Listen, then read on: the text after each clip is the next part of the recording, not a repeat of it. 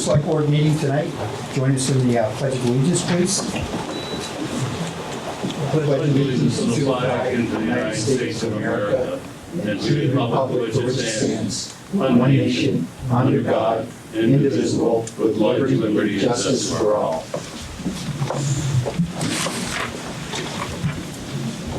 Now I'm gonna need I'm gonna need a copy. Stan, can I see yours for a minute? What? Agenda? Yeah. You can just have mine, I have it in a pen, so you can mark on it. Here, I got two of You do, them. There we go. should have different ones there, but Okay, we did have an executive session tonight at 5:30. Nothing came out of that executive session that we feel that we have to share with the public. It was, I guess what we'll do is get into the warrants. I have the general warrants for 6/4 to 6/17 in the amount of $144,664.01. There's 118 invoices. The largest amount is the DPW relocation, $77,243. That was for Connor Construction. The next one in line was our monthly Blue Cross Blue Shield insurance coverage for employees in the town, $15,419. It's coming down now in size. The Forest Master Trail grants was $4,800, and stormwater MS4 permits were $4,453. There was also carried out of her general expenses $1,000 to the city for, I believe it's Sunflower. yes, the Sunflower Fest, that's gonna happen in August. So that's all in this 144,000, and I'd make a motion to approve it, $144,664.01. Okay. All those in favor? Need a Aye. second? Aye. You gotta second it. Oh, I'll second it. Thank you. Okay. All those in favor? Aye. Aye. Aye. So approved. Next, yeah. So I will move that we approve the June 7th, 2019 payroll for $19,738.97. And also the payroll for June 14th, 2019 in the amount of $19,849.25. I'll second it. Okay, all those in favor? Aye. Aye. So approved. Okay, I have the industrial park warrants. We've got a sewage, I've got the total warrant is for $2,240.64 and includes sign lights, sewage pumps, road lights, and it was mostly paid to Drummond. The second warrant that I have is for the Stonehouse renovation. And it's for $7,550.66. Sticks and stuff, St. Albans, Ace Hardware, Fournier's. It's all work that's being done on the Stonehouse. So I'd like to have these two warrants approved. I'll second it. Okay. Okay. Also, all those in favor? Aye. Okay. That's it for the warrants. Okay, minutes. I have the minutes for, hold on, the June 3rd, 2019 meeting, beginning at 5:30, and I've read through them all and moved that they be accepted as written. Okay. Second. Second it. All those in favor? Aye. Aye. So agreed. Mr. Chair, may I make sure that you've got all the warrants? I thought Anna said there was a capital reserve one in there. Just want to make sure that that's not the case. Maybe she didn't have it. Maybe she meant industrial park? She said she had several. Oh, She had okay. industrial park.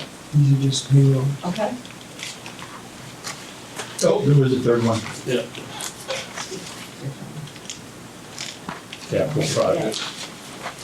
Thank you, Jen. Oh, yes. You're welcome. Thanks, Jen, for reminding us. Of course. It's a capital project for in the amount of $8,500. So So I'm looking for approval on this warrant. So moved. All in favor? Aye. Aye. Stan seconded. Minutes are approved. Department of Public Works, garage and salt shed. You're on, my man. All right. Good evening. How are you this evening? Excellent. It's good to see that summer wants to show up every once in a while. Don't be used to it. I know, but it does affect our construction. Oh, yeah. All right. I'm going to go through the Public Works garage. This is considered May and June update. Next time I'll be back will be in July, so I'll kind of combine it since I wasn't here in May. Those two together. On the financial side, this graphic here shows the financial position of both projects.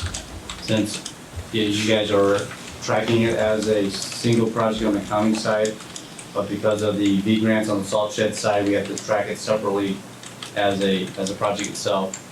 But in general, as a summary, we're still under budget with what has been budgeted. We have not touched the dollars for what was budgeted for the building side of the project.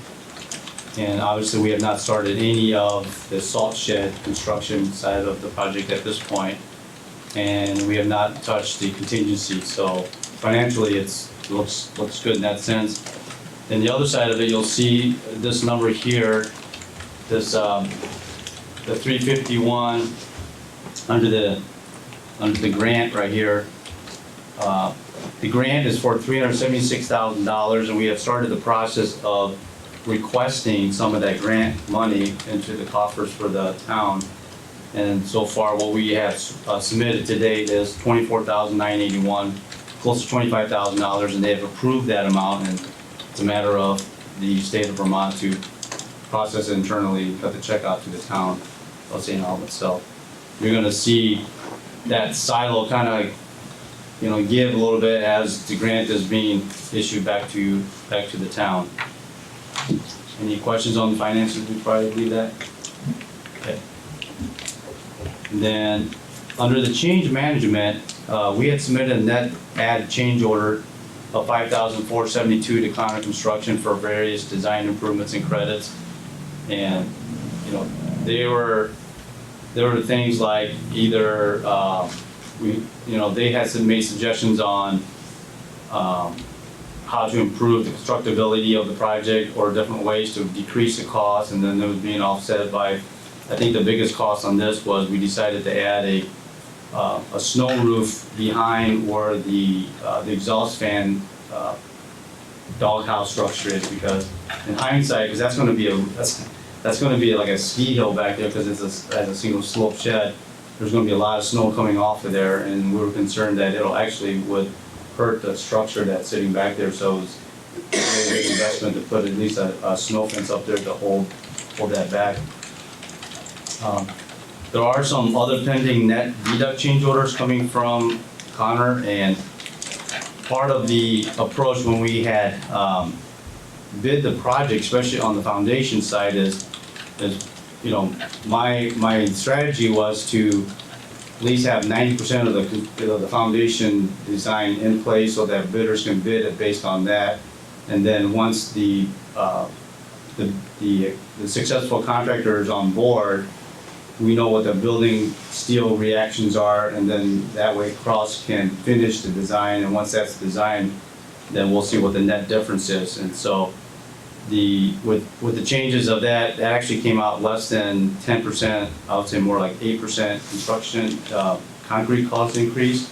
And I was kind of anticipating more like 10% in change.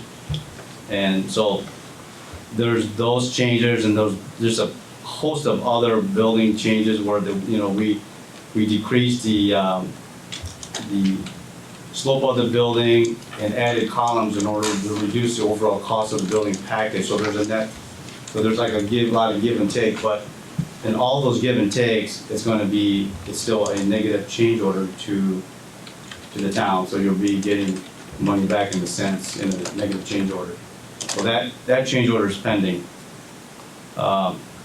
The third item is the Connor Construction is currently preparing costs for the city sewer system in lieu of the mound system. The design of the sewer system is now complete, so they've been in the process of getting cost estimates based on what the cross-country system looks like, and then again, we'll take the cost of the mound system that was in the bid as original and deduct that from there, and so you'll get a net cost of what's obviously it's going to be an ad, you know, so we'll know hopefully within a week or two where that stands. An ad of change order of $3,700 has been issued to Cross Consulting to design electrical power to accommodate the future generator backup system. And one of the reasons for this was, you know, this building is classified as a category 4 as part of the use of the building, so that, Emergency services. with that, Emergency services. it is, yeah, and so that, and it only made sense that, well, if it someday it was an emergency service type of building use, it would only be smart to have a generator backup building.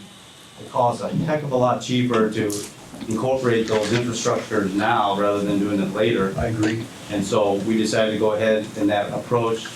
And then what we're gonna do is we will bid out the biggest cost is the generator. So we'll bid that out later, and then you guys decide if you want to, you know, move ahead with that generator. But we'll at least have conduits in place, the ATCs, the transfer switches in place, and the pads in place, and then it's a matter of, you can choose. Or getting a grant. Or getting a grant, yeah, that's, we talked about too, pursuing the grant for that too. They're out there, there are grants are. available for that because I've applied for one through the school. Absolutely, And you're right, the lion's share of that cost is with the generator. yes, They're very expensive. they are. And you can possibly get them through the military surplus generators Yeah. from the various bases overseas. Yes, there's websites, actually, I know that there's a company out in Colorado that actually, they have a ton of those surpluses, and, you know, a lot of these things, they only have like maybe 10 hours on I them. know. Yeah. Or 200 hours. Exactly. And they're brand new. Yep. Yeah. So that's something that we will, you know, discover as we go along, but we just want to at least, because the Get it right. site work, get, you know, that where they're at, we want to get that in place, get the design in place, and that way we're not working backwards. I mean, it would be absolutely, you know, unthinkable to have a new public works building Yeah. without having standby power for it. I mean, If you can't open the garage door. if you get the doors open, get the trucks out, you got problems. And those are gonna be heavy doors too. Yeah. The general comments, you know, the Department of Fire Safety permit has been issued. That's been one of our longest struggles to get that in place. We decided to do everything else but, so that at least we get some progress going. And that obviously has affected the schedule, not to jump into the schedule, but I'll just complete the general comments. The MOU has been executed for the sewer easement on the PM property. Now the language for the easement has been completed, so that's in place. The start of the foundation has been delayed by 3 weeks due to the delay in the DFS permit. And that's why you'll see on the schedule, I have a kind of a yellow bar as a caution, just to give you a sense of, yeah, we're not on schedule, but there's time. You know, again, it's very weather dependent too, and progress out there that hopefully we can make up for that. The new roadway to the building has been completed, and the water line to the building has started. In fact, now I can see that the riser for the water line is actually within the building location, so that's already up.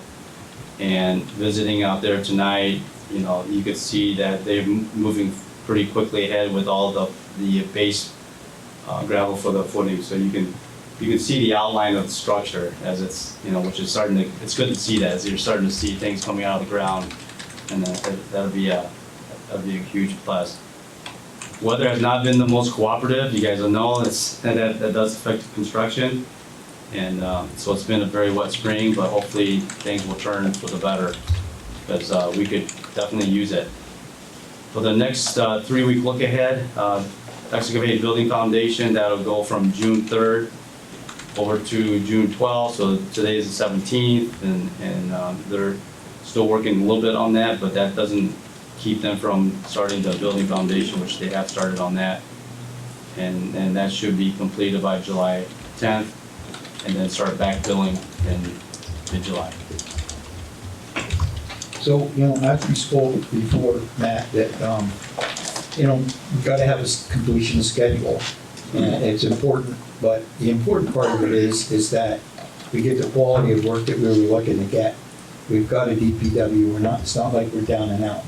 So beating somebody up over a schedule is kind of ridiculous. Yeah. I'd like to see good quality work, even if it slows the end date down a little bit. Okay. All right. And I know I've worked with you long enough around here, so you'll see that happens for us. Absolutely. Yeah. Thank you. Let's jump over to the salt shed quickly. We went through the finances on the salt shed. In general, there is no change in management because there has been no procurement on the salt shed side. The salt shed, 60% design has been completed, and I also prepared a 60% cost estimate. What that came out to at the end of the day was the current estimate is now $28,000 lower than the previous estimate. And so the V-Trans has that estimate, they're reviewing it, and so we're trending in the correct direction, which is good. And some of the ways that we achieved that is obviously going through the new design that we talked about, and then I had also pursued the truss cost from an outfit out of New York City that the designs of trusses in the system, and we also looked at instead of putting siding underneath the cold storage area, we're just going to use like a 1x1 inch fencing material underneath. Kind of it's stapled up to keep the varmints and the bird from going in to the area. The other thing that we had done to achieve the cost savings is we went to the actually V-Trans standard design model, which was inside the salt shed. They actually use asphalt paving, so we eliminated the concrete in there. Went with the asphalt paving on the inside, and then there's asphalt paving on the outside of the cold storage area too. So that reduced quite a bit of savings to achieve that. It's a 4-inch asphalt paving. Oh, it's 4 inches? It's 4 inches, yeah. Wow. It's still the same amount of asphalt as the rest of the surrounding parking lot areas. But the old saying is that the asphalt is only as good as the It's the base. The base, yeah. Absolutely, yes, yeah. No, that'll have a 24 to 30 inch base, same as the Great. parking lot itself, yeah. So that's not compromised at all.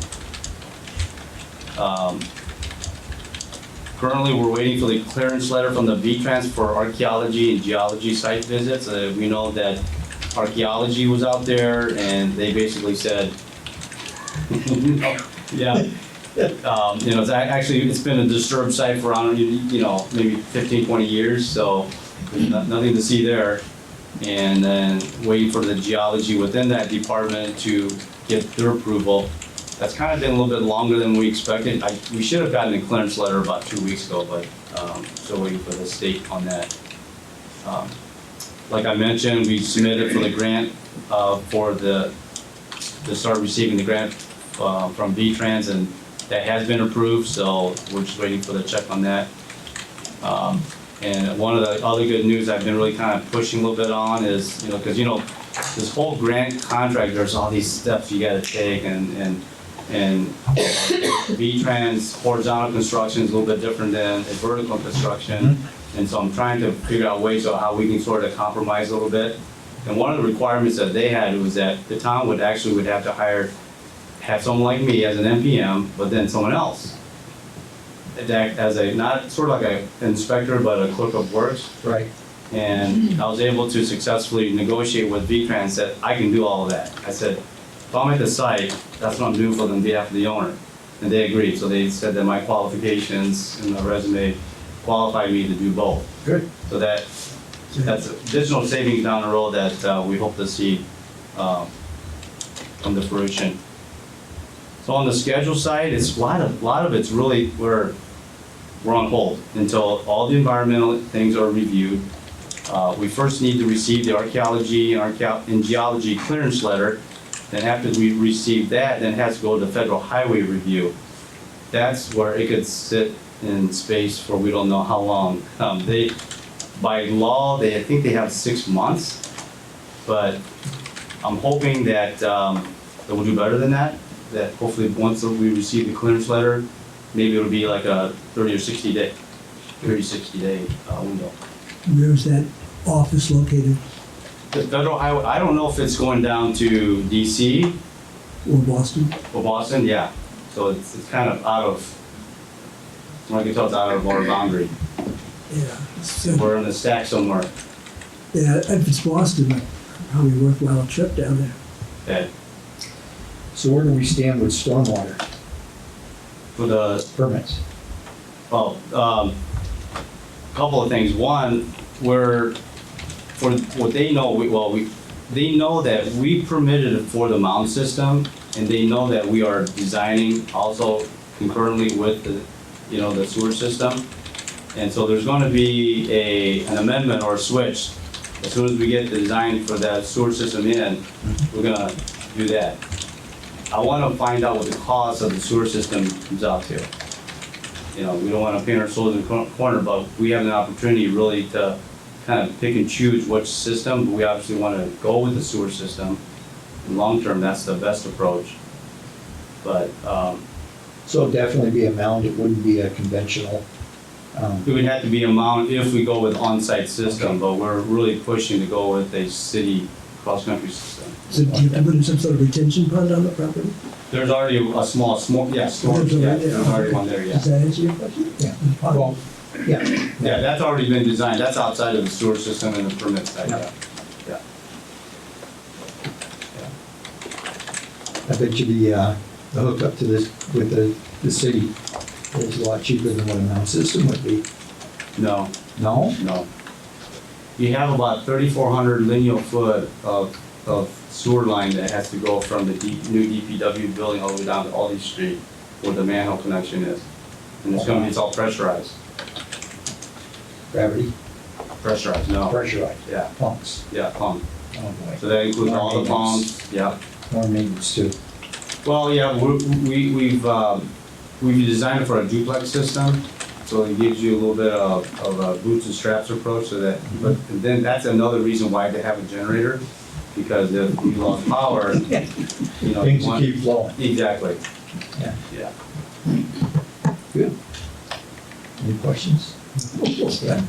No, just that the directional drilling is gonna be the most expensive part. That will be, yes. Yeah. And we've been able to, again, decrease only the amount of directional drilling. Now we only have to do it where the wetland delineation is in the field and not over at the high school or not over at the Beyond property. How many feet of directional drilling? Oh, it's gotta be at least a couple hundred. It's 300. It's And 300 if you feet or hit so. anything, Is that? if you hit ledge, That's the unknown. I mean, Is Could there be ledge more down there, expensive. Stan? Is there ledge down there? I have no idea, boulder. it could be boulders. You don't know You what. could see from outcroppings and stuff, will give you a good idea.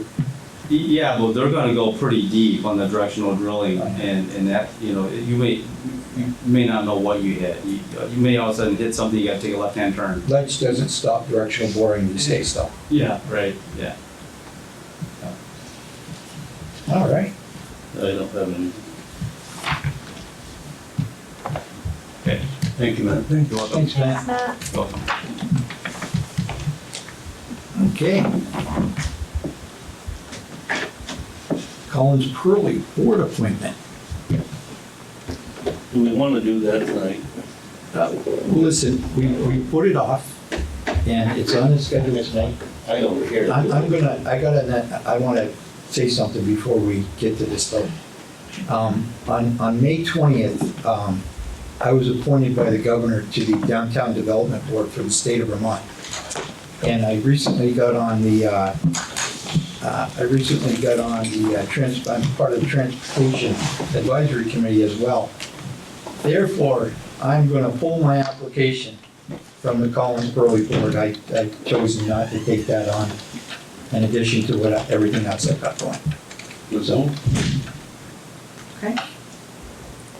And we might have some candidates here tonight, so We we do. might want to ask them some questions. we have two, Chris Saberin could not make tonight's meeting, he's out we of got town. that, yep.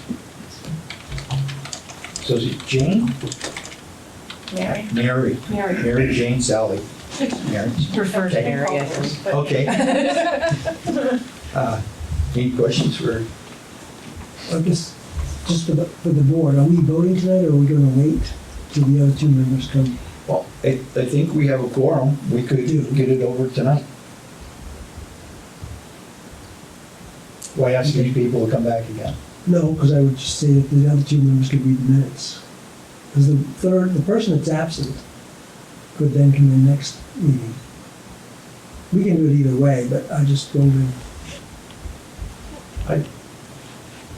If the people that are here to be considered, if they just soon wait another 2 weeks while we have a full board,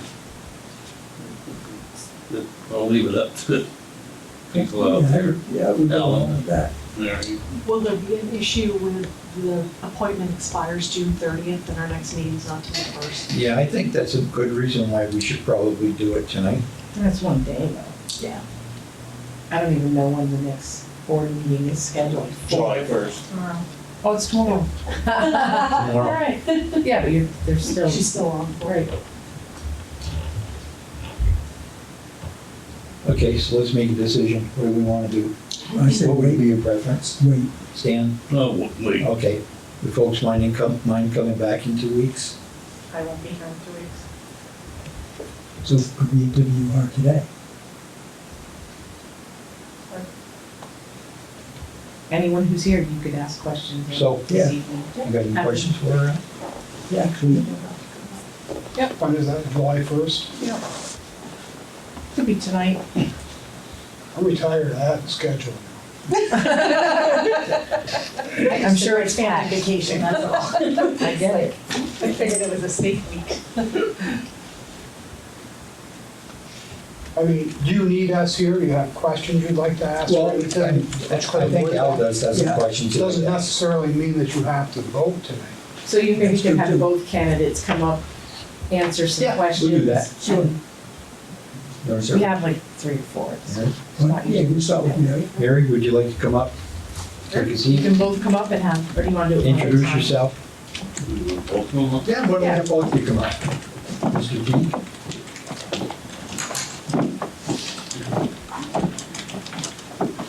Okay, so Mary Pickler.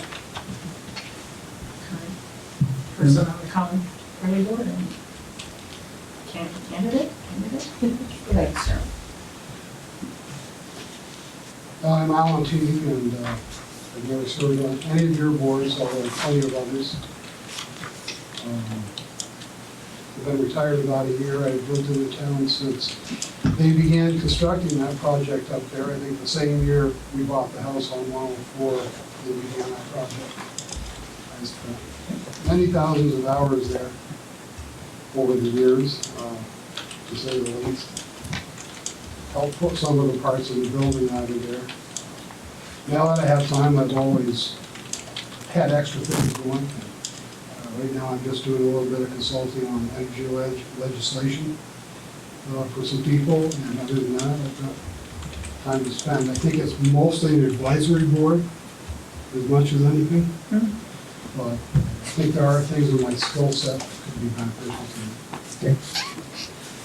Do you know other members of the board, the other members that are on I the don't know board? who's on it at this time. I have known many of the board members over the years, Mike and Dicky Bird. Mhm. I don't have any questions, so I understand. No, I know, I've met Mary a number of times that she's been here. So, in that, it is an advisory board. From my understanding of being on the outside, that there are a number of issues facing that advisory board, and I'm referring now particularly to David Kimball's letter in the Messenger a couple of months ago about the community's needs for multiple recreational facilities. And so my question really is, I think I can identify them if you want, but all those things add up to a whole lot of money. How, from your point of view, how do we look at that and how do we focus on what the Collins Pearly should be doing versus, and how do they work with the rest of the community if they can't do everything? You wanna go for it? Go for it. Of course, at the beginning of the whole thing, the structure put in place to turn this over to the high school made sense. It's probably the only way that that facility was gonna be able to run and get to the point that it's at now. Thanks to David a lot, who did a great job to get it to the point where it's at. And what kind of gets pushed aside by that a little bit is the community's ability to leverage this facility. As much as I think the grantors, Mr. Collins and Mrs. Sperling, really had intended, or at least were told that was the intention. And I think that's probably something that needs to be protected a little bit.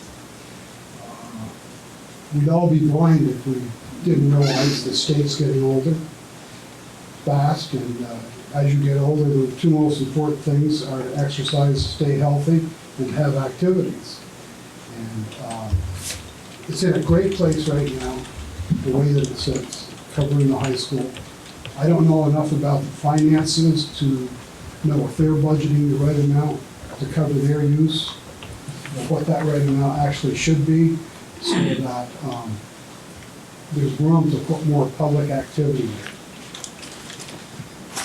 I don't know if that means adding to the facility, could be. There's a lot of things that could be done for certainly older people and younger people as well. Inside track, I have grandchildren out of state and I go to a lot of different facilities, and there's a lot out there in the world that we don't have here. There's a lot out there in the world we're never going to have here. Money will be a big issue. So, Mr. Key, there's some talk about putting a second ice skating rink up there. What are your feelings about that? There's been talk about that since, I think, 1999 is when I wrote the first pro forma. And except for some unfortunate events that happened over the next couple of years, that would have been done a long time ago. I don't know a lot of details about what's going on right now, even though my wife serves on that board in some capacity for Ken Pearl, but it's going to happen, I think, because financially they can make that work. Look forward. I think there's a. Epicenter committee. Yeah. I think there's a demand for it, for ice time, especially for the schools. I know that our school said, the school that I work for, Yeah. said that they'd sign a 2-year contract tomorrow. Yeah. If they had the availability for the ice. And because, they're taking kids over to Ross's Point, New York, and places like that. But I think it'd be that'd be a good thing. It doesn't necessarily have to be in the same place, but there has to be a structure in place to schedule that to get the most benefit for the facilities that are available. And I think the other thing I'd like to see too is maybe a capital improvement plan if they have one. How they handle that, how they take do we care of have one in place at this time? It's going through the school district right now. Right. For the complex only? It all has to go through the school district. Yeah, there is a capital improvement plan. It's having to go through the school district. And since the school district right now is just 2 years old, it's sort of like Yep. the actual physical schools have taken priority. But that doesn't mean that it's not. That capital plan, does that include the turf for the fields and the playground for the children? Playground's almost, I think playground's in or should be in. It's in process. It's Yeah, supposed to be. yeah, and so that's done. The discussion is really around the possibility of an ice rink or a turf field. And when you're looking at the capital improvement plan is if you do a turf field, also to be able to, all the other grass fields have to be, have new drainage and redone. I mean, they just have to be done. So that plan for that is to look at the turf field and then to essentially turn over one grass field every year over a 5-year period. There's a very big misconception people think that if you put turf in, it's maintenance-free. Correct. And that is not correct. No, it's not maintenance-free. I know my little dream in that is to be able to heat the field, which will then, Heat it. yes, through using the glycol that you would use to freeze the ice, to put it into a well and just keep it just above freezing, so that you would have less wear and tear of having to plow it off, and then that pushes all the little black rubber bits to one side, and it would be available essentially all year round for whether it's soccer. Talk a lot, one of the suggestions I have is, people would walk outside. The two things that stop people in the winter is the ice and the wind. And if you could take care of the ice, the wind, always will keep somebody away. There's a lot of talk, I know by 2020, over 30% of the state are going to be over the age of 65. That's an important thing to think about. I also asked that we look at a walkway above the tennis courts, and that was voted down, but the work is there, so it doesn't mean that it can't be revisited. I also know as a going forward, Collins probably can't provide all the entertainment for everybody. So how do you work with other groups like the Epicenter Committee, the City Rec Department? They're needing to put in a new pool. So there's a lot of discussion around how do we work with all these groups so that we can get the widest variety and make what makes sense. There's also the idea of having an indoor turf field, Oh, wow. yeah, there's all these things we can think really big. I look at, I think of some of the towns in Canada where they have very much a large, say, community center, but it has whether it's a tennis court, an exercise room, a pool, Yeah. an indoor field. So there's a lot of there's been some talk about how do we look at this, not so much as Colin Purley alone, but to meet all these demands. I've spent a lot of time in my work at the health department talking with other either health officials or with the hospital and other partners on how do we address the needs of getting older and staying healthy in one of the most northern climates in the States. So Mary, should we do that first before we make any decisions on what? any capital improvements? Should we have the holistic picture first? Absolutely. It just is really about sitting down and getting together and assessing what we have, what we want, and do we have the capacity, which is really about resources and readiness. So is our community ready to do that investment, and do we have the people to get that going? And a lot of it is, last year we have people leaving the board, and so some of it has been winding down. But there is a lot of groundwork that's been laid out. And I know what we're waiting for is some financials on an ice rink. And an ice rink can be added. It will also take up a huge chunk of the parking lot. And so that also, And it doesn't add to the holistic picture of it does. what has to be done, an ice rink. Yeah, and It's so if we're not gonna gonna think. serve a lot of people our age and older.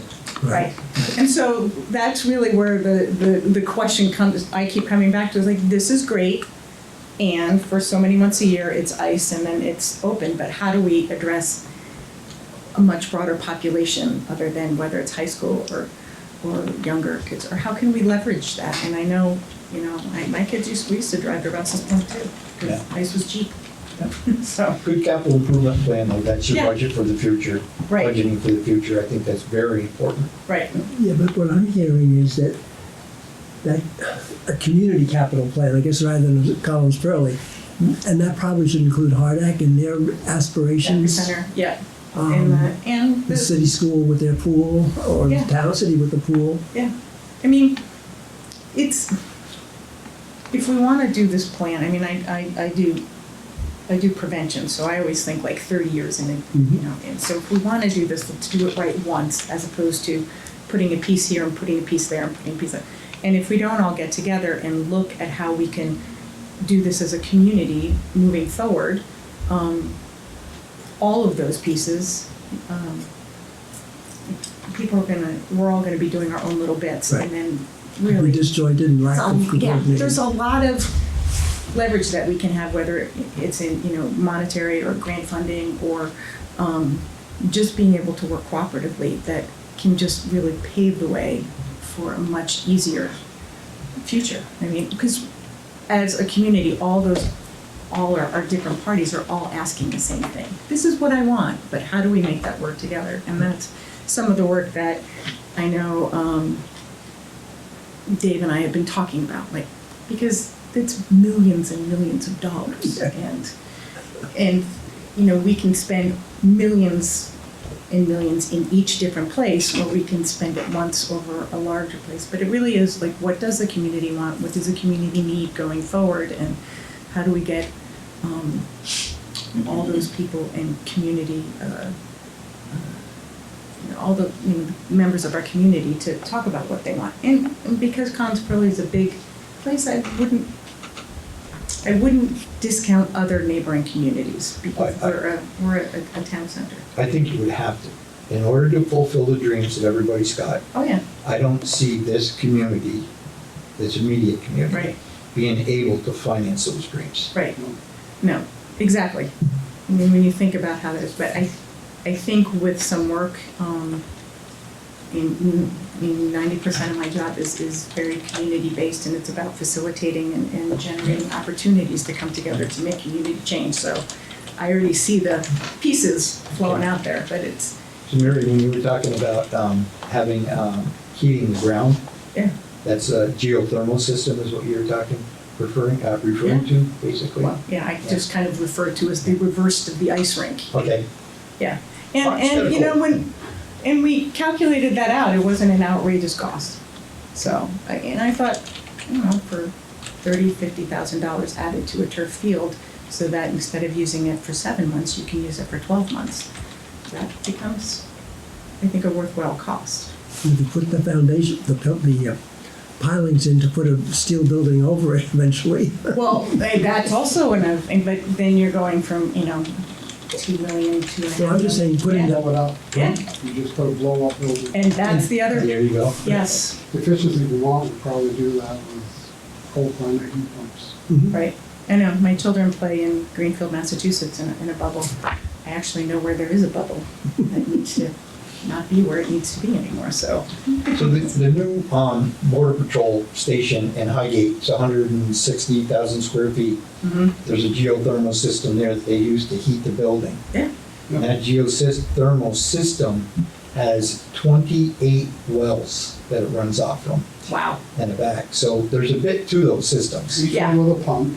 And then you've got, They're financially not. by the time you get the water from the wells through the systems to the building, Yeah. you have makeup heat inside. It's normally run off an electric or gas to make up the difference in the temperature that you need to run it through the building. So they're not maintenance free either. No. A lot of people think, it's just like us when we build a new DPW, when we want to build a new town office, when Collins Pearlie wants to expand, you certainly have to take maintenance into the equation Right, when you're figuring the cost of the building, because it doesn't stop once it's built.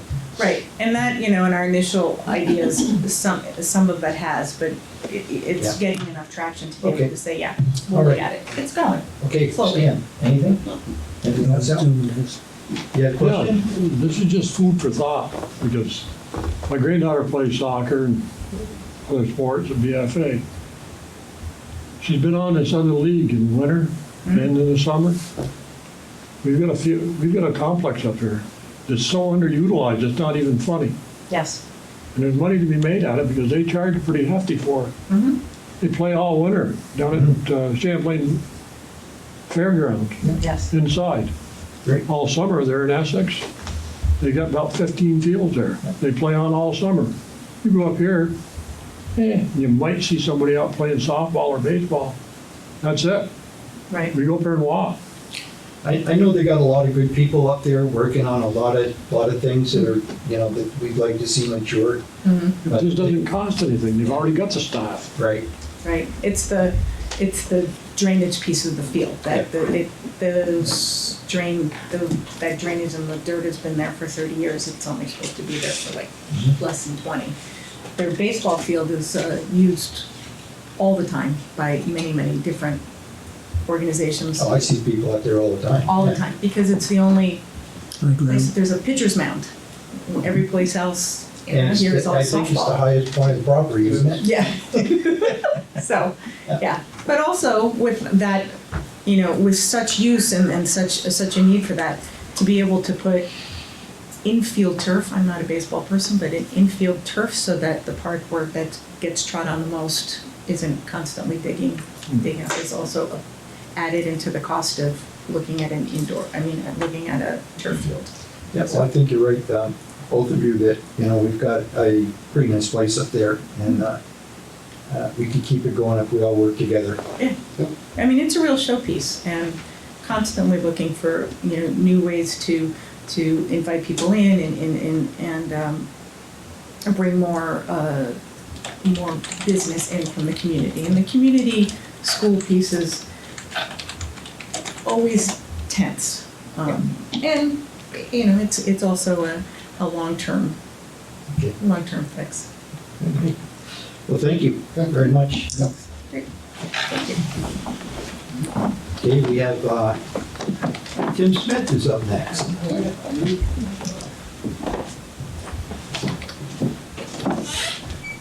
Good evening. Going to talk to us about the industrial park and the Sunflower Festival. That's what I was told, yep. Did you get notes too? What do we want to hear first? Let's go to the park. So the industrial park, we're as busy as we've ever been. We have so the lot itself is 93 acres, 8 saleable acres, or say 8 saleable lots. What we found was the lots were of large size and entities are looking for something a little bit smaller. So we took lot number 1 and subdivided it. We're in the process of subdividing it into 3 lots. We have a purchase and sale, or purchase option on 1 lot of 3 acres. We are close to signing another purchase and sale option, or purchase and sale agreement. That should happen within the month on another 3 acres. That will leave us a 4-acre parcel to sell as needed. And then we're also working with a company called Global for an 11-acre parcel. I also hung up the phone today with an entity. So we pre-permitted lot number 9 for a 61,000 square foot building. And the entity we spoke to today is interested in that parcel for constructing a building on that site. The problem we're finding with new construction is, The mic in front of your face, Tim. It's right here. That's all right. Yeah, back. It's all right, Tim, she just lost some change. Try to make sure she's on the picture. Oh, is that what it was? And you can relate to this, Bruce, for sure, is that what we're finding is the old inventory that we've had, that we've been able to create our manufacturing base on, the lease rates are minimal, for $50 to $5 a square foot. Any new construction now, you'd be lucky to get it under $10 a square foot. So it's a big jump, big transition, especially when existing companies are used to paying the $4.50 or the $5 or even $4 a square foot. To have them transition to a new building at $10, it's a significant jump, and it's a tough sell. And in addition to that, the appraisal values on new buildings aren't coming in, so the loan to value is tough to match up. So there has to be quite a bit of equity that's put into the building. So that's what we're faced with. We're coming off of probably a a period of time that is unlike any other that we've had in this region. That was, expansions at Barry Callebaut, Peerless, Vermont Precision Tools, Ben and Jerry's, the hospital, if you want to throw that in, but capital expenditures in excess of $160 million for a community or even a county of 50,000 people. That's not bad at all. Pretty good, yeah. There's other projects in the works. They're very premature at this point, but there could be a couple other major ones coming down the pike, and so we're optimistic. The bottom line is finding employees. Talked to Jerry this winter, Stan, and they had 31 openings at Barry Callebaut. I mean, finding good help that are going to show up. I think the consensus of the businesses is just give us someone who's going to show up and we'll train them. Training's not the issue. It's a matter of keeping them engaged and returning day after day. So that's sort of the big picture. A lot of good stuff going on, and obviously Swanton, Enosburg, so countywide, there's just a lot of good stuff happening. Well, as the select board, what can we do to help you guys to help you? I mean, we've got a vested interest over there. Yeah, no doubt. So what is it? Is there anything we can do to help you? Well, I mean, you did help on finishing that sidewalk. I mean, the sidewalk was one in the industrial park that was going to have a gap, and between FCIDC and the town, we were able to work together to make that happen. Number of compliments on the sidewalk has been huge. And that's an Act 250 thing. So what we started to do is we've started to put that in the plans as well moving forward. So that lot number 1 is the first lot in the park that the sidewalk is going to pick up on, and we'll continue to move forward with that. When the time comes, there may be some public works things that could be utilized moving forward. Not all the infrastructure is in place. We're still, as we sell lots, we'll be investing in some of that infrastructure. But nothing comes to mind right now, Bruce. I appreciate the ask, but I'm not. Watching ads on TV, like Plattsburgh does a lot of advertising, and I was wondering if it might be, prudent for us to get involved in some sort of an ad campaign for our industrial park, We did do that for our last lake year. frontage. You did the one for the Discover magazine. And even partner up with the city, I mean, for downtown. I mean, it's something, a good ad campaign where we could work together as the town and the city to brag about what we got, because we got some pretty good stuff here. Putting my mayor's hat on, I think the city would definitely be open to that. The Yeah. problem, I mean, Boy.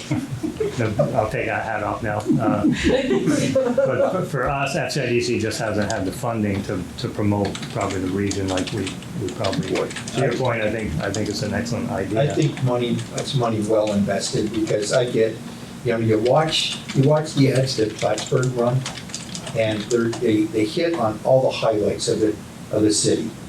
The monuments and all this stuff, and how nice it is, and how it sets on the shores of Lake Champlain. Without airplane noise. Yeah, and we do nothing. We've got a beautiful place here. We started doing something 2 years ago, and we've done it a couple of years in a row, but that was modest. It's just Yeah, I think we should. 2 pages. You certainly would get my vote on coming up with some money to do some advertising jointly with the city. And you definitely want to make sure that got into Canada, for sure. Yeah. Right. Yeah. I mean, what we have found with the interested parties that we have looking at the industrial park, they're not corporations, they're not large, they are single proprietor or partnerships who like what the region has to offer. They like the school systems, they like the recreation, they like the small town, they like all of that, and that's what they want to be able to locate a business. I think Al mentioned at one time about putting a sign up in Yeah. the thruway, welcoming the Canadians to My St. feeling Albans. it's that welcome to St. Albans, the gateway to New England. Why not? Well, to that point, I just sent an email off to our legislators about the Welcome Center up in Hyden. So that, I mean, there's every major thoroughfare coming into the state of Vermont has a welcome center, with the exception of 89 South coming out of Canada. And within an hour of that location is the largest population of any of the thoroughfares coming in. So we are going to push it hard. I've spoken to Reggie Belleville and Swanton. Carrie is aware of it. We are going to work, Heidi Valente up in Highgate, we are going to work as a coalition and try to engage our delegation into a signature project. You know, a new welcome center would be, my estimate is $3 to $5 million. The state just invested $3 million into park and rides. I think the impact of a welcome center at the border to St. Albans, because the next one down is the small one in Georgia. Right. That's nothing. Doesn't present very well. Yeah, it goes over to Williston. Yeah. He said DMV uses that more than anybody else, I mean, for truck checks. So the welcome center would be the thing that we should push as a whole region and get our delegation engaged in it, because I think the dividends that it would pay would be significant. Yeah, I still think we should touch on some local advertising though. No, I agree. I do have a lead for you on Gravel. The executive director of the solid waste district for this county in Grand Isle. He's also the chairman of the state directors association. And the state solid waste districts are looking for or to create some sort of a consortium by them to get their glass moved. And so they would like to work with Gravel. If I can hook you up with the chairman. Let me know. He's presenting to the Chittenden Solid Waste on Wednesday, the owner is. Gravel? So he's going before their board on Wednesday, I do know that. Okay, so I'd like him to meet the chairman of the statewide group. That'd be good. Okay. Tim, the biggest problem you touched on, and I don't know what's being done about it. These people have gone through their expansions in both Milan and Ben and Jerry's, not Ben and Jerry's, but Barry Calamo is hiring.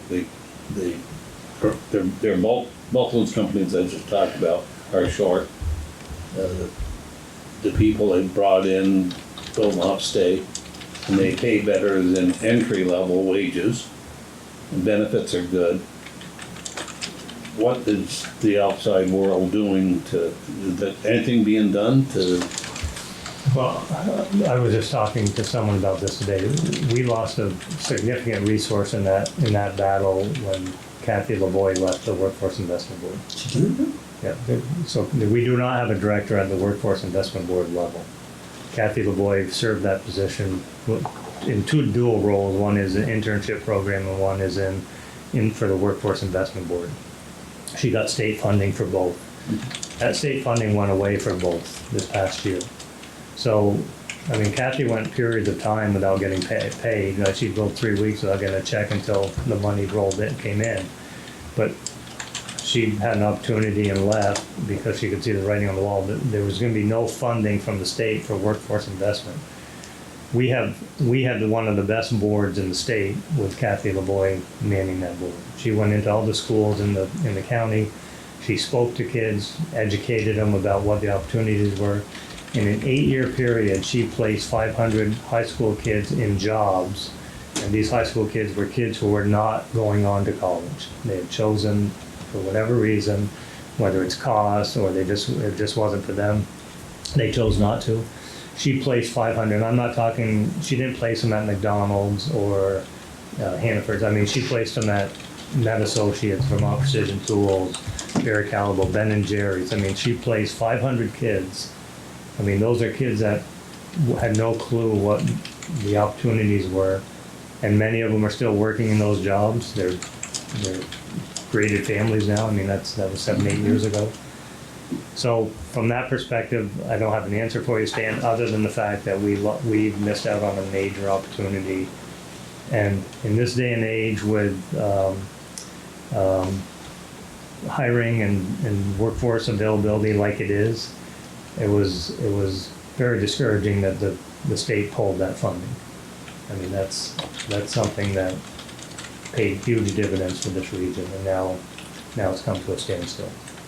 I do understand that, I think the high school, in discussions with Kevin Durr, is that they're taking this, the career positions more seriously on the high school level. They had an individual working 2 days a week for these kids who have chosen not to go on to college, and I think he's looking at expanding that in the future to educate them about opportunities. I'm not sure where that stands, but it was a conversation that he wanted to take in that direction, so. It's funny you should mention that, Tim, because I feel that, the kids that aren't gonna go on to college, kinda get forgotten about. No doubt. You know, is that there's no reason to put an effort in on it, because they're not gonna go for higher education. And college isn't for everybody.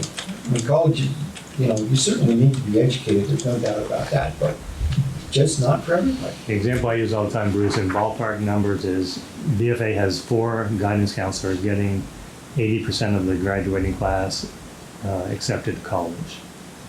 So, What's the dropout rate? well, once they get their tuition bill in May, that 80%, these are just ballpark figures, drops to maybe 70%. Wow. They go to a semester and they find out it's not for them, now your 70% becomes 65.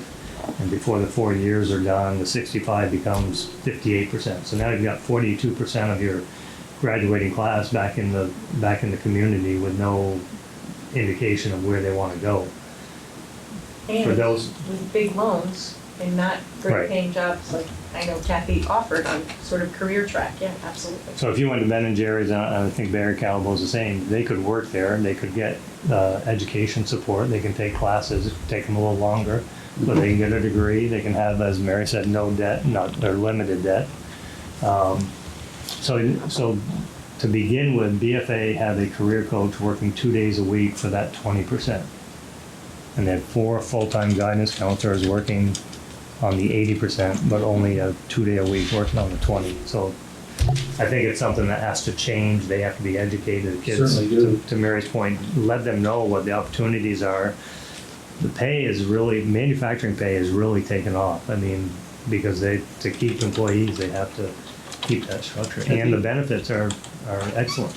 I think in the past, those kids that weren't headed for higher education, college, were directed toward a good, what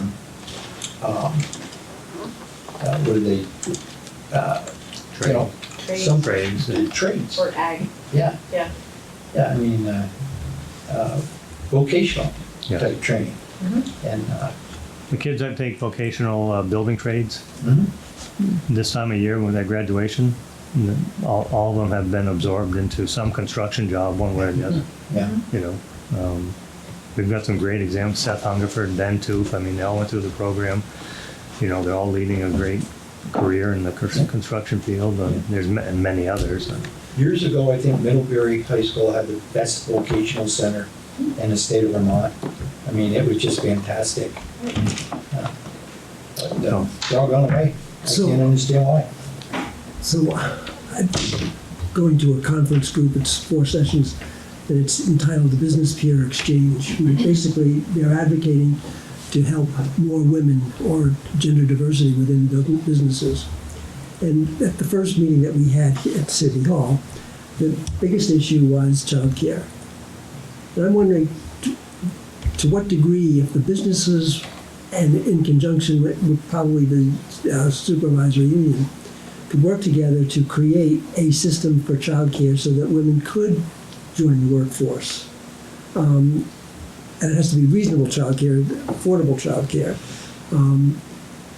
That maybe we could focus in on that to make it attractive for women to work in St. Albans or the area if we had better childcare services. Would it be ridiculous to think that maybe the city and a town could get together I would hope so. and maybe operate a childcare center? That I don't know about, but there's community development block grant money that we can encourage people to apply for to help offset some of their costs in creating childcare centers. We had an opportunity in Georgia to do that a number of years ago, and Georgia Selectboard chose not to be the applicant for the community development block grant because they didn't want to get into a situation of picking winners and losers in the childcare field. So, but that money is out there, and if if towns want to support, that's a good starting point. Entities can apply for community development block grant funds. I know the city is working with Almond Blossom, which is up the Holy Angels former sisters' home, the common, I guess. So that they've been able to get some CBG money for that. The issue that ironically, I just had a tour of Wisestime at the Immigration Center this morning. Jonathan Billings was there from the hospital, Mike McCarthy, myself, and Jesse Bridges from United Way. And it was amazing. I think the cost for a 3 to 5 year old at that is $258 a week. Ridiculous. And if Wow. if you have an older, I don't want to know, like, if it was a infant, a 0 to 3 year old, I think it was $342. And that's just for one child. So it was just amazing to me, that cost. You know what Milton does to help their community? They run it before and after school daycare. And they run it right in the school. Kids come in at early as 6 o'clock in the morning, they're done by 9. Then the children start coming back in after school, 2:30, 3 o'clock, they stay open until 6. Yep. And that really helps people. I mean, they don't have to be home or worry about the child. I mean, and that's, I think that's a wonderful thing. Colchester also does that. The town recreation department runs it, but they use school facilities, so there's minimal rent or costs. Yeah. So I think, getting to your earlier point, if the city and town, or through the educational Naval One school district, and the city and town working together, seems to me we could come up with a system that has lower tuition rates or graduated tuition rates based on the family's income. Can I add? The Building Bright Futures is a board that I do sit on, is actually addressing this exact thing, is how do we increase the number of childcare opportunities? How do we support those who are entering into the childcare business to meet the education requirements, the building requirements, and all the federal regulations that they need to meet, as well as how to engage in childcare subsidies. But you're right, it is incredibly expensive. And a year ago, not this past December, but a year ago, you lost about 50% of the childcare facilities in this county. And so having to build that up is taking time, and it requires a college degree, of which no college in the state offers the degree. So, I mean, there's a long-term piece that goes with that, but absolutely more investment and more people at the table. I know you and I have talked about, like, how do we work with some of those businesses to make it work when your child is sick, or because you can't have a sick kid at a daycare, and I mean, all of these things that are just part of life today. When you have if you're blessed enough to have a 2-parent working household, it still runs into trouble. But if you're 1-parent household and your child is sick, there's such limited resources. But it's a bigger problem that's getting addressed, and absolutely, I'd be happy to give you some of the contact people, and I know Tim has been in on that conversation as well. Yeah, and we have examples both in Milton and Colchester that are filling a large portion of that pie, not the whole pie, but a large portion. Right. And I think we should have delegations visit those 2 districts and find out how they're doing it. What could we emulate or copy? Because from my point of view, if we don't find a way to take care of children, you're going to lose that half of that 42%. No, that was all part of the discussion we had today about how do you transition kids at risk or low to moderate income that can utilize a setting like this and hopefully change their future, if you will, moving forward. The studies have shown it's with the proper daycare or childcare facilities, it's huge on the impact in further education moving forward. Right. So I agree with you totally on that. It's putting them in a different environment, showing them that there's something else in life. So let me just say, being a big spender, that I do think this is worthwhile considering for increasing our taxes, because in the end, it'll pay off. I know this now it sounds like we're Trump, but in the end, it will pay off, because if we have more people working, we will have more money being spent, which will generate more tax revenue, both to the state and the town. But you have to start by making an investment, and to my way of feeling, the private sector is not their focus. We're the government sector is the one that focuses on helping the community survive and grow and all that. And we get our money by taxes, so business is gonna help us anyway. But I do at least want a conversation on, should we raise taxes to help our community grow? I'll end there. You're asking me? No. I know your answer. You know mine. Thank you. How about the sunflowers? Yeah, maybe we'll roll into that. I think Stan was gonna say something, no? No.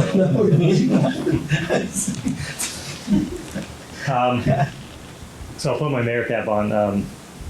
I've been of the belief that the more things we can do in a community to make community, if you will, the better off we're all going to be. It doesn't matter if it's as Mary mentioned, if it's a soccer tournament in town, or last night, or wine and cheese, or whatever it is. The more people we can bring to town, expose them to what's here, I think, and not to mention the amount of money they spend in restaurants and gas stations and all that, the better off we are as a region. If we expose people to what the city and town have to offer, maybe they move here, maybe it helps the workforce, maybe there's grows the school system a little bit, more numbers. So, that was my philosophy when I did the mayor's photo competition and put the photos in the park. So anyways, Scott Magnan planted his sunflowers out in Georgia and threw it up on Facebook, and he had 1,400 visitors last year going in, taking pictures and all that. So he reached out to me, and Scott rents the land that we have in the industrial park for soy and corn and hay and sunflowers. So we started talking, we thought we'd give it a shot. So he's planted 2 of the vacant lots with sunflowers. We will have sunflowers in the city. Merchants are on board. We're gonna reach out to all the restaurants, Bayside, Twigs, Mill River, 14 Star, and get their entertainment, publicize that, just try to bring people in for that weekend, which is August 2nd, 3rd, and 4th. Attract them down into the industrial park, where we will have picnic table set up so people can come take pictures. There'll be music on a couple nights, and very simple, very laid back, not capital intensive, not like the Maple Festival by any means, but we're just trying to keep it simple to get the word out and see if we can, I don't know what to expect. If we attract 1,000 people into St. Albans city and town for the weekend, I think it's a success.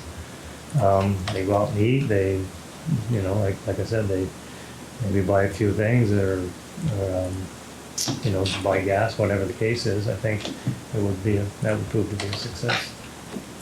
So that's Carrie's been on board planning with Alan, myself, the chamber, Scott Magnan and his team. So, nothing. Sounds fun. Yeah, I think it's going to be a good event if the weather holds. And the problem we've had is obviously the wet terrain. Scott planted one field and they all rotted, so he had to replant. But he planted that space up as you come off the interstate between the lacrosse field and the interstate. I think Sam Smith owns that, so he's got that. He's going to plant that all with sunflowers, so when people drive into town, they're going to see that. Downtown, we hope to, if they take, we'll have sunflowers downtown and in the park. And then these events, and we have a couple other minor stuff, tied in with. Some of they'd be at this entrance of the industrial park. Right. And there's also an ag sponsorship too, which is pretty important. Scott, he'd like people to know that there's a bunch of ag in there, and that they're going to use chocolate milk and something else for the fun run well. So Right, all sounds like good advertising to me. Yeah, no, I think, it'll be a fun time. well, as Carrie said, there'll be a lot, we're still making it up as we go. We don't have a plan. It's the first one Yeah, ever, first so. one, so we'll roll. Hope you're writing it down. Yeah. We've got a very good intern, I guess I'll call her. It works for Scott that's doing a lot of the behind the scenes work. To Carrie's point, Scott is trying to make this an agricultural event, try to bring attention to ag, the value of it to our county. We did get a $1,000 grant from the Department of Ag. Towns in for 1,000, cities in for 1,000, so hopefully we can pull it off for 3,000 or so. And there's posters will be made, and Did we get any one of those plastic cows that were in Burlington for a long time? Well, we had- one up here too, didn't we we? had the co-op, Could we well, put that's some of those out there as, since it's an agricultural event, could we put even a cow at the entrance to the industrial park? no problem, and the Ben and Jerry's cows are out already. Yeah, okay. So that was one. The other thing, we're trying to coordinate our city-town meeting. Right. A minor thing, I don't know what this board thinks of it, but when the softball team won the championship, we did that impromptu escort through the city.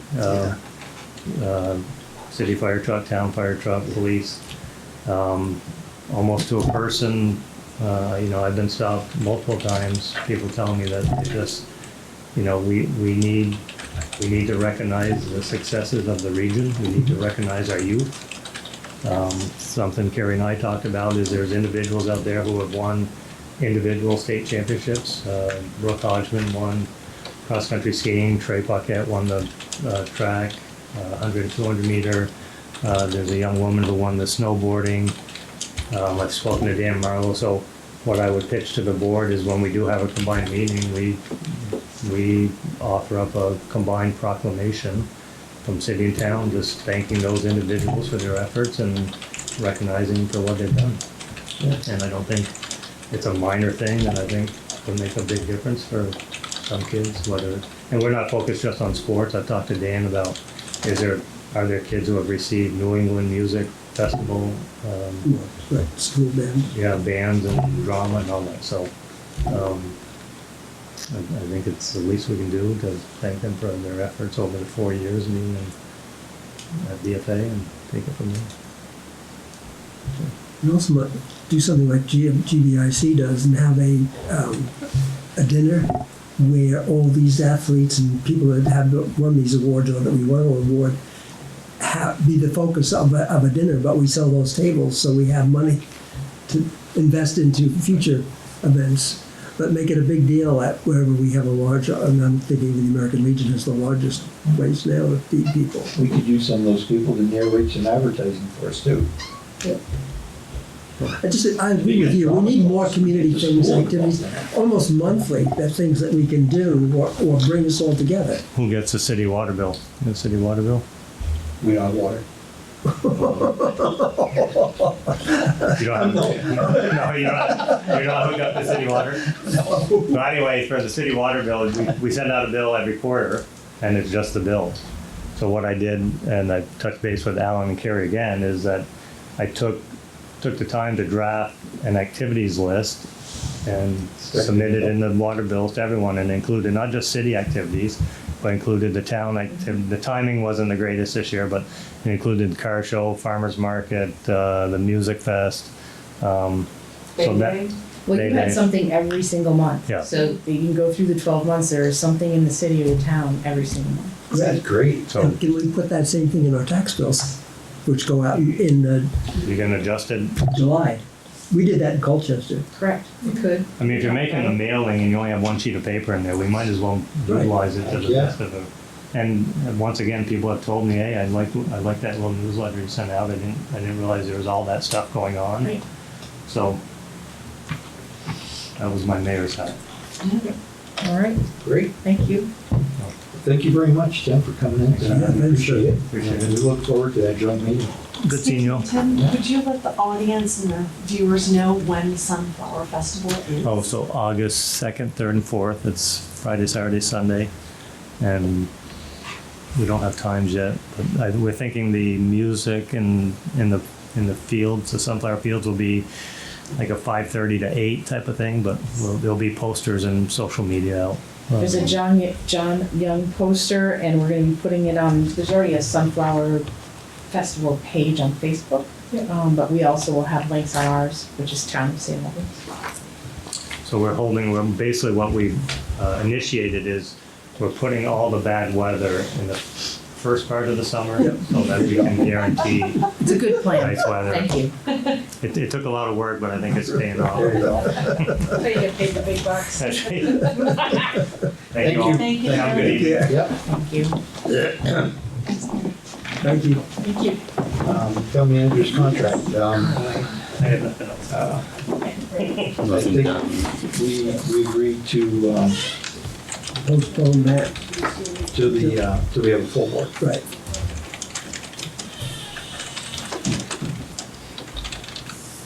Okay, letter of intent to participate in the, A long-winded grant name. the municipal roads grant and aid program. Yes. You wanna, I'll move that we approve. is this what we got right here? It is, and it's something that Alan and the town have been doing now for a couple years. It used to be a grant that was no more than 7,500 or 10 grand. Now it's bumped up, and we've been lucky enough to get, between $11,000 and $15,000 a year. Okay. So it works pretty well for us. We're able to fix some things. So I move that we apply for this grant. Okay, great. No, thank you. All those in favor? All right. Aye. Aye. So do we want to give Gary the authorization to sign this grant? Oh, yes, part of the motion. Okay, I think, The board yeah, I has think to the board sign it. has to sign it. It's Board has basically saying we're gonna participate in that program. Yeah, And then also, yes, apply for the grant, but oh, it it's, is, there's a Yep. place for everybody's I think the signature. select board has to sign that. So the motion with a second is, what we need. So moved. yeah, we did, yeah, we Okay. did, Alan, same thing. We don't forget it. Okay, that was a quick one. Yeah. Great. So we have another letter of support for the E-Trans. Yeah, so if I could just explain, at our last meeting, we talked about participating in a program on Macomb Shore with the town of Swanton. And then when I was in contact with a couple of people that were writing that grant, it became obvious that they had already almost entirely completed their grant, and they were not going to include any section of the town in that grant, for the Macomb Shore grant. It's still a good project, but what they told us was, well, we've already mostly completed the grant and the scope of work for it, and we really can't change at this late hour to include the town. So I think we misunderstood what those well-intended volunteers meant, because both the town administrator and the grant writer were not including the town in that grant. Well, it leaves a little bit to the imagination, but so be it. So it's actually probably better for us at this point, because what you have in front of you is a letter for the health path. And the same week we were talking about it here, I got an email from John Kaplan and Sue Scribner asking us to do this host of new things. So we're gonna apply for a scoping study from the same grant for the health. Oh, great. That's the sash? Yes, it is. Okay, It is. So that, you have a draft letter in your. I got you. Yeah. That's it. So is Carrie, I think I read in somebody's notes, your notes or something else, that it would be easier if the town took over the Sac Road. I would recommend that we consider it, Right, yes. so this, my question is, could Alan bring forth a pro forma on what it would cost to maintain that road? In terms of plowing, repairing and all that jazz? I'm not sure how complete it would be. We don't have a lot of roads like that, but, Or maybe the Department of Transportation. I mean, there's a whole the district process. I'm sorry. Office could tell us what their costs are. There's a whole process when you take over a road, as you know, that in that white book that Jim Coder shows us, they have some of the costs for that, but it's from their point of view, not ours. Yeah, but that's not just any road, that's a very high traveled, heavily Yes. traveled road. It is. And it gets a lot of it gets traffic of all sorts. I'm not saying we shouldn't consider it, I'm saying that's something that we should really, Well, we need to have the facts. once we have the facts, sit down and go through that from A to Z. And maybe negotiate with the state again, if the costs are so great. I don't see personally how we can, but that's neither here nor there at this point. Well, the process, as you probably recall, involves a whole lot of analysis. Then it requires a town vote, and then you have to go to Montpelier and ask the legislature to approve the request. So it's, even with all those things though, I think it might be quicker than, we'll still apply for this grant, but the things they asked us to do were not, How much is a grant for, Carrie? actually, I don't know exactly, because the guy, Eric Ailing, is helping us write that grant. My guess is it'd be in the 30 to 40 range, but I hope it's not.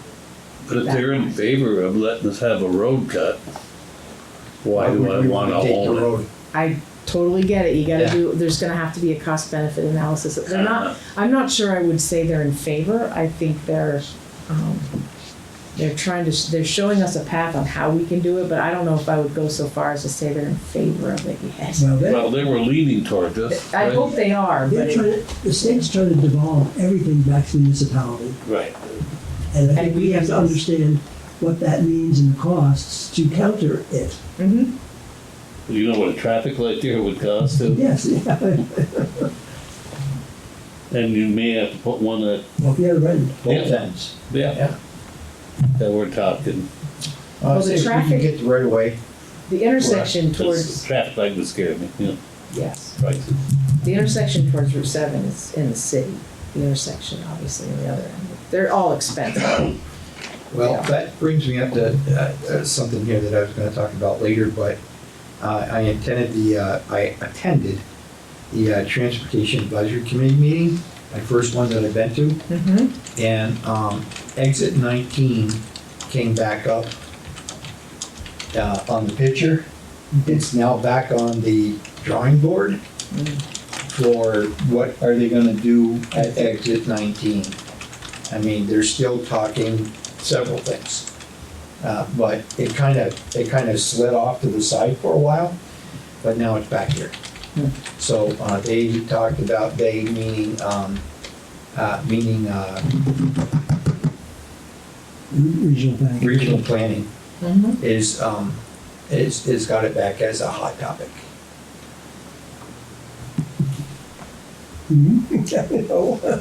Imagined it would We circle don't know, back. and then nobody knows Yeah. what the outcome of it, what the answers are. Well, we do know the choices. So, but for this, Yeah. for tonight, so we can get through the meeting before 9 o'clock, Okay. so I'm looking for support, at least for the grant, Yes. for the Salem's Health Pack. Yes. Okay. So if we Make a can, motion. So you need a motion for that? yes, and a signature, Oh, okay, so I move that we approve this grant and sign off on it. All right, I'll second it. All those in favor? Aye. Aye. thank you. Can Perfect. you do something to sign? There is, but I think I think it's actually in Brendan's it name. is, Yeah. but I'll sign for it. I We'll can give probably, permission to Brendan, right, to sign it. right, Yeah, okay, fine. exactly. So we're good to go. Good, as long as we get it going. Town managers report? Well, Public comment. we have Oh, public comments, I'm sorry. I know it's in a different spot, but. Anybody got anything? Okay. Okay, town managers report. Great, so hopefully this won't be too long, but the first item is the art wall installation. Looking for some consensus on putting that in, and you should have in your packet, it's a not to scale drawing of where we were hoping to put it, and also a list of some of the rules that Swanton has used successfully to manage those that are using it, painting it. Those rules are right in front of you, Bruce, on the table. Jessica sent them over to me late on Friday, so they didn't make it in the packets. Oh, they're not in the packet, Oh. okay. I didn't give them to them late. So those kind of, they're the same thing, it's Yeah. just two copies of them. So we were proposing to put this at the beginning of the dock, the bay dock, of course, when it's not underwater. Right. on the left-hand side. And it's similar, we're gonna use Swanton as the prototype to, have this available so people can do some sort of artistic expression without words, without symbols. It's supposed to be just some free-flowing thing that when someone else could come the next day with a thing of white paint and do a new one. How big would that be? You know? I thought it was similar to the size of our farmer's market, but I'm not sure how. Right, it's gotta meet whatever's in the code. Yeah. So that it's not a billboard. And it's gotta meet the sign standards, isn't it, that we Yeah. have in our I don't think bylaws? it's really a sign though, but we just didn't want it to be a billboard. Right. And that location won't affect any view of the lake. That is correct. That's When you right. come down Lake Road, you'll still get a That's right. shot. Yeah, we didn't want to impede that. Right. So. It's right there at the start of the dog. Mhm. Good location. Seems like it was good. The rules seem pretty straightforward. They're posted on the edge of the sign. So that, I don't think I need a motion for that at this point. I just wanted to let you know we're moving forward with that. As long as we don't end up with something that's loaded with graffiti all the time. No, and that's part of those rules that basically says, if we find something offensive or someone puts words on there, we are going to remove it as soon as possible. So if somebody comes up, just a question, if somebody goes over and they paint something. Yeah. And it looks nice, how long are we expected to keep it before somebody else can come along That's the and best. do something? Best or worst part, depending on how much time you put into it, is it could be an hour, it could be until the paint dries, could be a week. I could see that causing a little bit of controversy. Maybe, but She said, went down there and worked for 2 days on that, and it was only there for a couple hours, somebody came and covered it up. the rules are pretty straightforward, Good. and I hope posted there. there's no conflict. Good. We can remove it if we find there's a ton of conflict, of course. Let's hope not. We're just trying this one. We're not putting up a half dozen or anything. See how it goes. The second item, St. Albans Health Path. I did meet, as you guys know, I reported this a little while ago. I met with John Kaplan and Sue Scribner. They asked for a number of things that we are now going to work on through that grant. We did, was reported in the messenger, meet with Mark Fenton. He came to this intersection down here. We also, he walked with some staff on the other end of McQuam Shore, and Ned is gonna prepare a report on that. He had some really good, low-tech, fairly achievable suggestions to make it safer for bikers and pedestrians, which is kind of exciting. And some of the examples he showed us were, made with hay. Hay bales and burlap, just as a test, like to test out an intersection or a bump out and show people what it looks like at a low tech cost, and it works. So he gave us quite a few suggestions. He's here for about 4 days, but he gave us a lot of information. So I guess I kind of rushed the letter of support, but, I'm already over there, never mind, we already went by that. Okay. Never mind, went back a step. So the water wastewater allocation is next. Who is it for?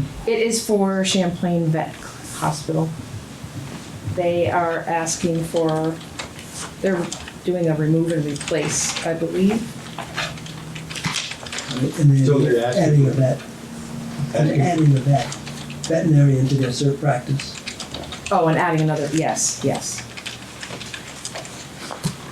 So the email from their engineer discussed how many gallons per day they're requesting. Oh, perfect, thank you. And you are, sir? I'm the architect, Brad McGinnis. Well, take a seat. Walk us through it Been sitting here for a while, I guess. in 3 minutes. And you're still awake. So far. Thank you for Coming, coming.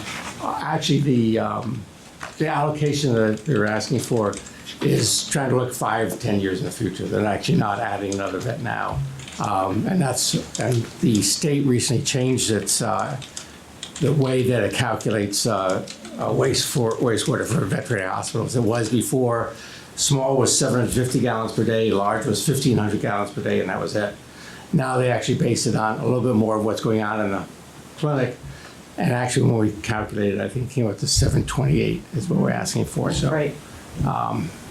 And I can tell you from past experience, when we've had to meter these things, those numbers are way high. We're actually, it will be much lower than that, but that's what we need to go with right now. So it's no longer small and large, it's just, You actually do it by the count, by the number of veterinarians, the number of staff, and boarded animals and stuff like that. So you come up with a number, much more detailed.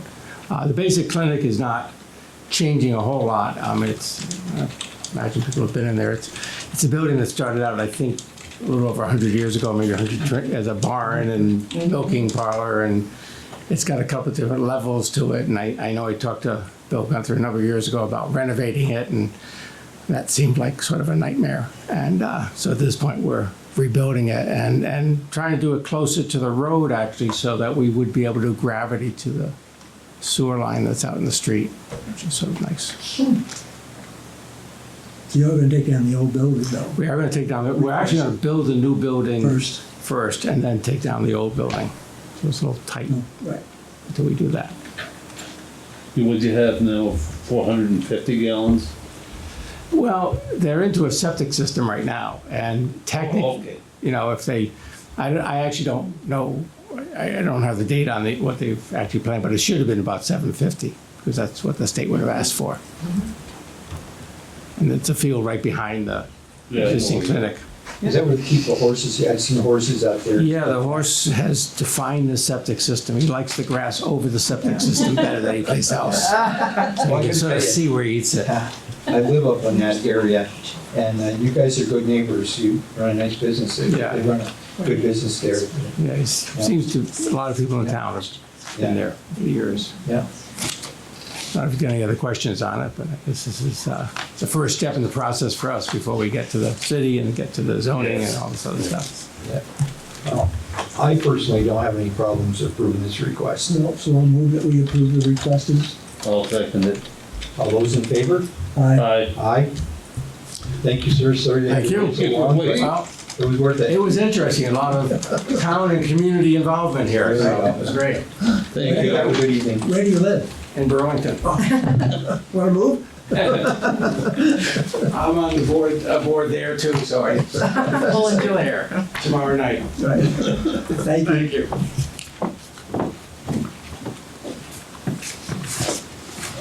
I mean,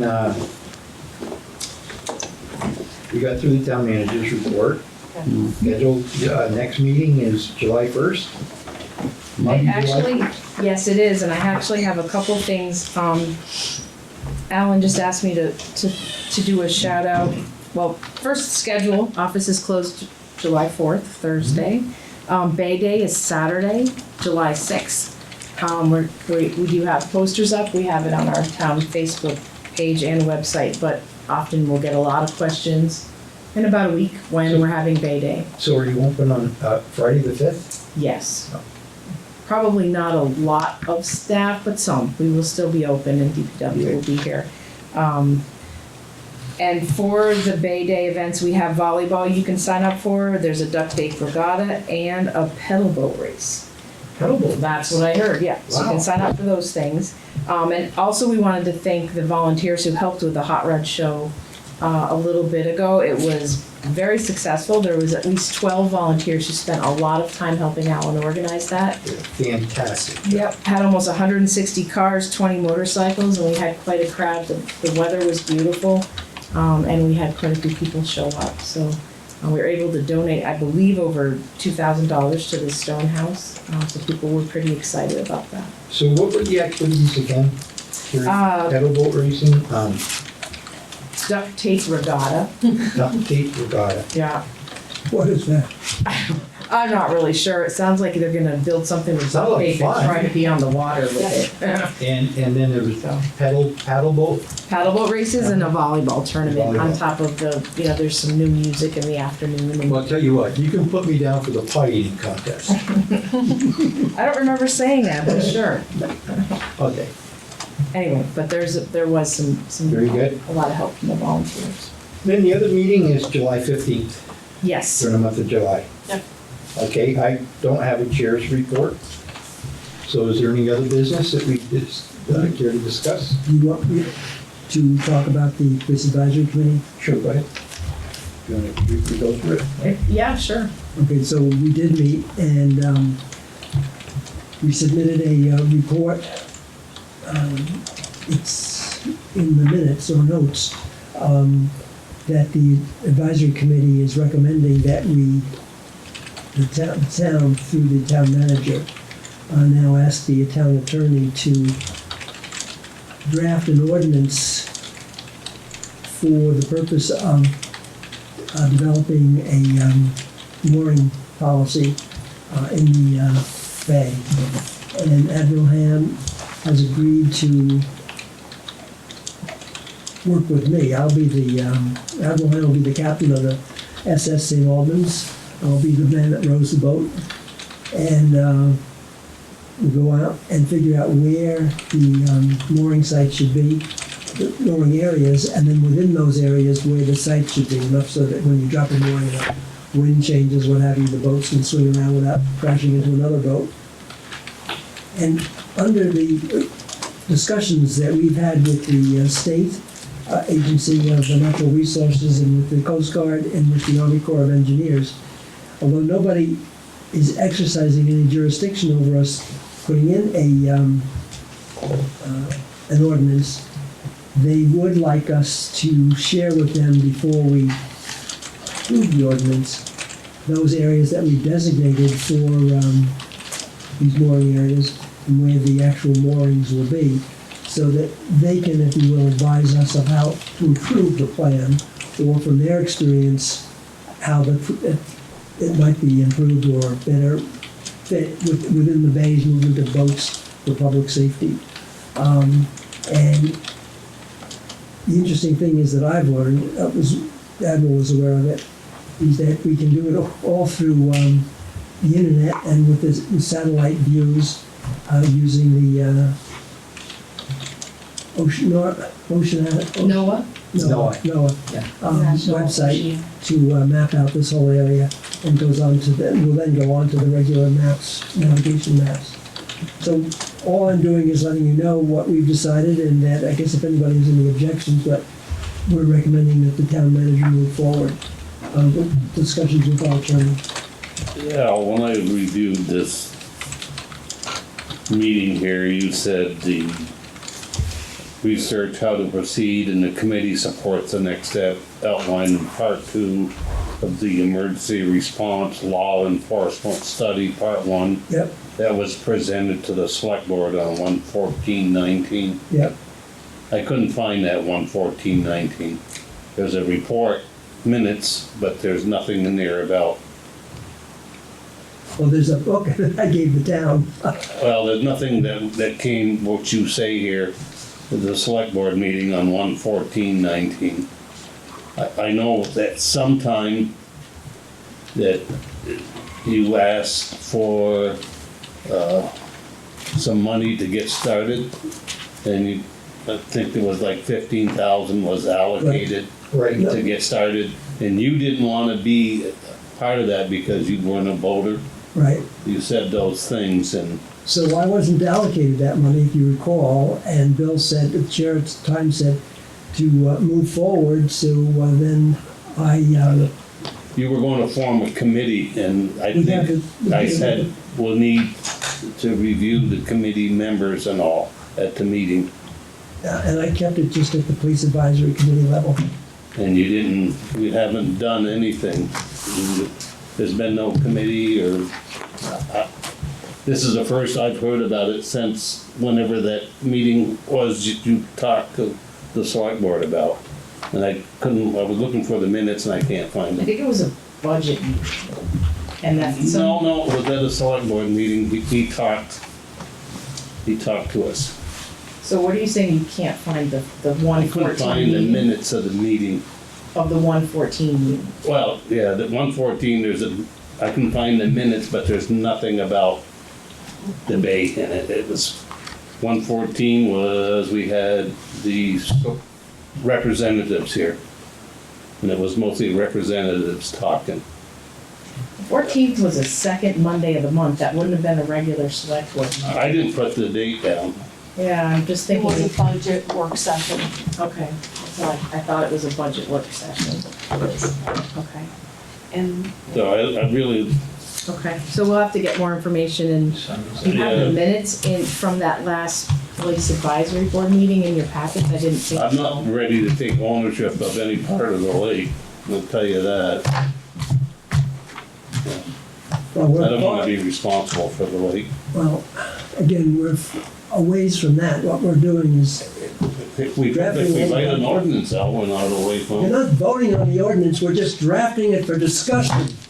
God, Stan. Don't get all excited. Well, wait, I'm tired of always being told what I can't do, what I've done and worked. We put a lot of effort into this to respond to people's need to look into the future of how we make sure public safety exists in the bay, in that we now have more boating activity occurring. Now, if all the dots are not, i's are not dotted, and all the t's are not crossed, I'll apologize for that, but we still have to move forward. And we're not committing anything other than drafting an ordinance and looking at that possibility without approval, with the various federal and state agencies, to make sure that we have the best insight and the best advice, to then bring that information to the board. We're nowhere near saying, prove this, prove that. We're just drafting and conceptualizing so that people can make informed, reasonable decisions. Are you opposed to that? I'm opposed to writing an ordinance that we're not going to implement. Well, there's 4 or 5 of us here. I'm not sure that you can prevent 4 of us or 3 of us voting for it. I'm just giving you my view, you may get Don't put it upset in with the general. We're moving forward one way or another. Because I'm going to force it. You're gonna force it? That's right, I'm gonna bring it up next board meeting. I'm gonna have other people, That's fine now, I don't care. Well, then why are you posing it if you don't care? I'm just telling you what my position is. Hopefully you get torn out about it, but I'm just telling you. Fine. Okay. Okay, enough said. We'll approach this Well, again, hold on, at the next meeting, Yeah. full board. Yeah. Sir? Okay, I was on that first committee. Didn't amount to anything. True. It was a 2-man committee, there was 4 of us on it. We found out about what 2 people had decided at the end. We never got a say. We never went to a meeting in almost 3 months. Now it comes up, it's gonna be a mooring study instead of the police boat study. And we answered that also. Okay, you just wait. You sit there. We're gonna actually be respectful to each other, so Please. please refrain from that. Go ahead. Now we're into this mooring study. Okay, I'll bring up a question I brought up before when this came up. You're gonna put all these moorings in. Where you gonna park all the cars? The shorelines are full. You ain't got no place. They can't just park in somebody's yard and run out to their boat. And 1/3 of the bay belongs to the town of Georgia, not the town of St. Albans. What are you gonna do with that? Nobody looks at this. We're just gonna throw moorings out there because Admiral Ham said this is a good place to put them. He ain't in the Navy anymore. He's a citizen. These people are paying how much for a foot of shoreline down there? Every tax bill? You think they want a bunch of boats parked in front of their houses? You know, I don't think it's, I think we're getting ahead of ourselves here. Well, I think it keeps what coming up. I think what they're, well, yeah, it keeps coming up because I'm gonna give you my honest feelings about it. It's gonna come up in the future. We're gonna be forced about doing something in that bay. So I can't see anything wrong with doing a survey on it. What's wrong with that? All we're doing is preparing for the future. And maybe it's not gonna happen tomorrow, which it probably won't. But at least we've done due diligence, we've done our part by exploring what may be in another 10 or 15 years. Well, I've lived down here most of my life. And I can tell you right now, there was more boating traffic before than they even see now, or they're ever gonna see it here. You can't get through the weeds, you can't clean them up. It's polluted. Well, I think if it becomes I think it'll probably have to go before the voters before, anything happens with it anyways. There's a lot more discussion. There's a lot more discussion to be had. I can't personally see throwing a roadblock in front of investigating it, getting the facts and the figures. Myself, that's my opinion. Now, do I want to see the bay loaded with moorings? No. But should we investigate what might be someday? Yes, I think we should.